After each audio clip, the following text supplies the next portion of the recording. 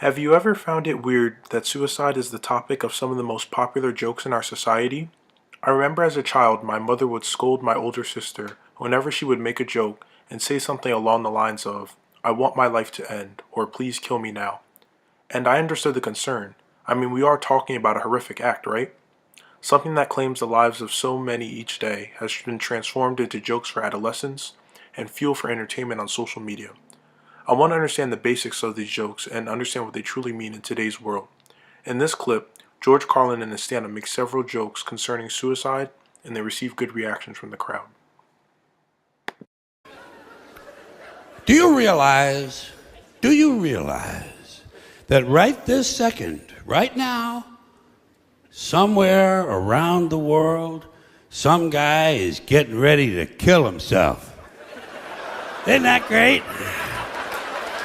Isn't that great? Did you ever stop and think about that kind of shit? I do. It's fun, and it's interesting, and it's true. Right this second, some guy is getting ready to bite the big bazooka. Because statistics show that every year 1 million people commit suicide. 1 million.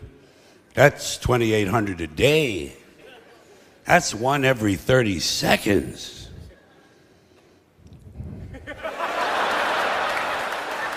There goes another guy.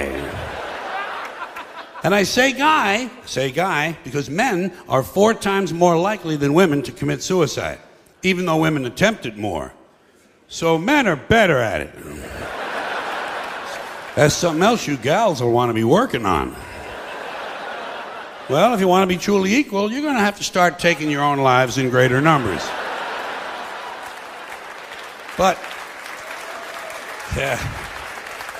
I just think it's interesting to know. Interesting. That's a big word in this show for me. Interesting to know that at any moment, the odds are good that some guy is dragging a chair across the garage floor, trying to get it right underneath that ceiling beam. Wouldn't want to be too far off center. If it's worth doing, it's worth doing right. Somewhere else, another guy is going over and getting a gun out of a dresser drawer. Somebody else is opening up a brand new package of razor blades. Maybe he's struggling with the cellophane a little bit, you know. Shit, it's always something, God damn it. I just think that's interesting as hell. That's probably the most interesting thing you can do with your life. End it. I don't think I could do that, though. Could you? God. I couldn't commit suicide if my life depended on it. Irony is the expression of one's meaning by using language that normally signifies the opposite. We saw in Chapter 4 that it is a dialectic between two people and it creates a dialogue. In this case, however, their transformation is more society-based, and there is a mass understanding for the humor in these jokes. There is a realm of jokes that suicide fits into, and that would be black or dark comedy. It's humor that makes light of subject material, usually considered to be taboo. But still, what does all this represent? Speaking of representation, there was an interesting trope in the George Carlin video that we forgot to touch upon. Synecdoche, which is the trope of representation, focuses on a relationship between two things and their convertibility. The title of the Carlin joke segment was Suicide, Life is Worth Losing. This made me think about a deeper meaning, and I thought that the title signified that life isn't actually worth too much at all. This next video touches on suicide memes and their growing impact they're having on us now. The internet cycles through memes at a pace that's nearly impossible to keep up with. Recently, it's found a new subject to joke about: clinical depression and suicide. And for some, these memes might actually be therapeutic. Suicide memes are becoming increasingly mainstream, and they can be found on just about every social media platform. Google searches for depression memes reached an all-time high in May. On Reddit, the meme page "To Me in Real Life, For Me in Real Life" has found itself at the center of the phenomenon. Memes on this page cover depression, suicide, Guy Fieri committing suicide, and even school shootings.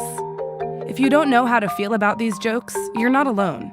There's nothing wrong with not getting them. In fact, if you don't get them, that's probably a good thing. It means your life's been pretty great. That's the sub's creator. He asked to remain anonymous, but he did give us his avatar. If you were to ask me why I enjoy that kind of gallows humor, it's because they weren't always completely jokes. He believes that many of the people posting on his sub actually are depressed, and he doesn't take that thought lightly. He even added a list of suicide prevention hotlines to the sub. I know of several attempts at suicide. It's been a couple of times where I've arranged to have police and authorities contacted for people's safety and stuff like that. He wants the page to be a sanctuary for people seriously suffering from depression, a place where people can anonymously share and even joke about their dark thoughts, like group therapy done with memes. And according to the comments on the page, this has helped people manage their depression. These more supportive communities gives people a place to give voice to these feelings. That can be pretty cathartic. Amanda Purrington specializes in computer-mediated communication. She thinks the potential benefits of memes like this could even reach beyond this subreddit. These kinds of memes can decrease stigma about talking about mental health issues. But while something like this might bring attention to it or get people talking about this issue, if it starts to become a joke, then that's a disservice to people who are truly struggling. It might actually cause them to be less likely to reach out. Even in the Reddit community, not everyone is on board with joking about suicide. But despite its controversy, or perhaps because of it, To Me IRL, For Me IRL has steadily grown since its creation, and the proliferation of suicide memes has spread far past Reddit. Much of social media today is centered around displaying your best side, which studies are showing often leads people to believe their peers are leading better, happier lives than they are. But with suicide memes, the internet is providing an alternative, turning sadness into a shared experience.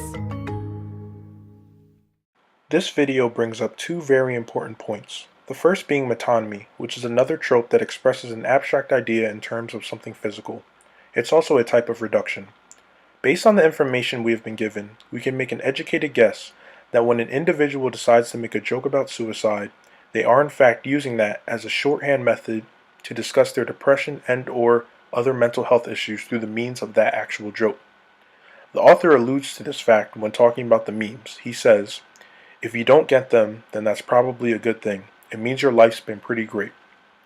Another idea concerning suicide and media is the portrayal of stars and how that affects their mental health and well-being. For this, I'll focus on two late young entertainers, Mac Miller and XXXTentacion, the former who actually committed suicide and the latter who was shot and killed. Both rap artists discuss suicidal themes, and one can only wonder how much this weighed on their respective consciousness.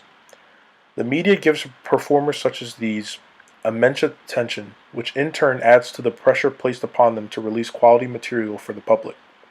Their music touched on serious topics, but as is the case with artists today, we forget they are also human, and just because there is no distinct call for help does not mean one does not exist.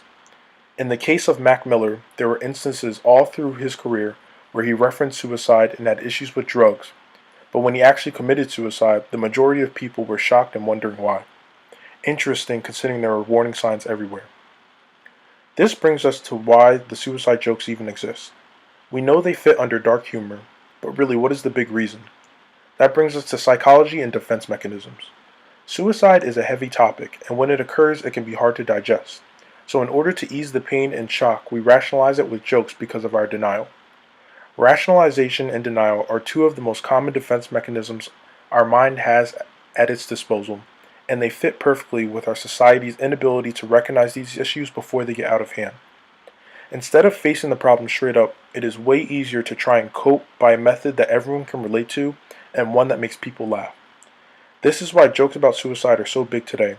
We use them to cope with tragedy, and that is wired into our brains as a need for humans.